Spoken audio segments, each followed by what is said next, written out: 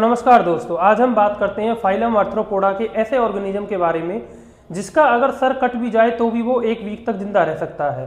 क्यों जिंदा रह सकता है? क्योंकि उसके अंदर स्पेशल टाइप की ऐसी अडेप्टेशंस पाई जाती हैं, ऐसे यूनिक फीचर्स हैं जिसकी वजह से वो 1 वीक तक भी क्या कर सकता है, सर्वाइव कर सकता है। तो आइए आज हम जानते हैं कॉकरोच के बारे में। और कॉकरोच को हम गिनते हैं बेटा बेस्ट सर्वाइवर इंसेक्ट्स के अंदर। क्यों गिनते हैं? क्योंकि अगर इसका हेड कट भी जाए तब भी ये 1 वीक तक सर्वाइव कर सकता है। तो सर्वाइव करने के जो इसके मेन रीजन है उनको हम डिस्कस करते हैं।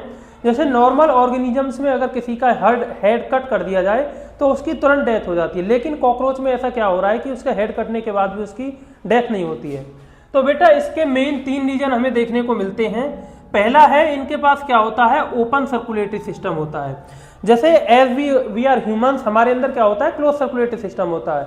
और क्लोज सर्कुलेटरी सिस्टम होने की वजह से हमारा जो ब्लड प्रेशर होता है वो बहुत हाई होता है।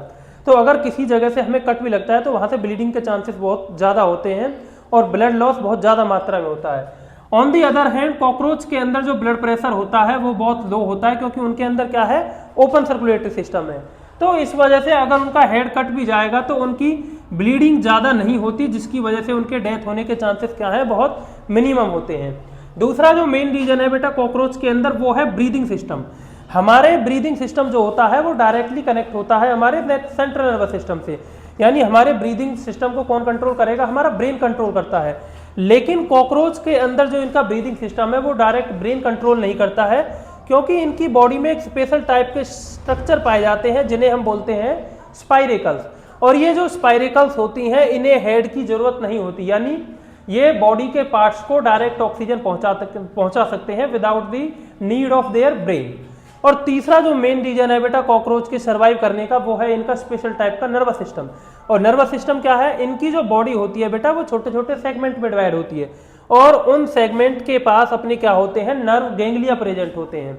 यानी हर बॉडी के स्ट्रक्चर को काम करने के लिए डायरेक्टली ब्रेन के ऊपर डिपेंडेंस की जरूरत नहीं है, उनके पास अपने खुद के नर्व गैंग्लिया हैं जो खुद से काम करते हैं। तो इन 3 मेन रीजंस की वजह से कॉकरोच क्या करता है बेटा, विदाउट हेड भी क्या कर सकता है, सर्वाइव कर सकता है अप टू 1 वीक। अब बात यह आती है कि जब वो 1 वीक तक विदाउट हेड सर्वाइव कर सकता है तो फिर मरता कैसे है? मरने का मेन कारण क्या है बेटा, क्योंकि उसको विदाउट फूड और वाटर, यानी अगर उसका हेड ही नहीं होगा तो वो फूड कहाँ से कंज्यूम करेगा और वाटर कहाँ से जाएगा उसकी बॉडी में। तो जब तक उसकी बॉडी में स्टोर्ड फूड अवेलेबल है तब तक ही वो जिंदा रहेगा, और जैसे ही स्टोर्ड फूड खत्म होगा, उसकी बॉडी में हेड है नहीं जिसकी वजह से वो फूड को इनटेक करेगा, इस वजह से उसकी क्या हो जाती है, डेथ हो जाती है। तो आई होप आपको कॉकरोच के बारे में पता लगा होगा, फाइलम आर्थ्रोपोडा का ऑर्गेनिज्म। तो ऐसे ही इंटरेस्टिंग वीडियोज के लिए, बायो से रिलेटेड न्यू कंसेप्ट्स के लिए मेरे पेज बायो 20 को फॉलो करें। Thank you so much.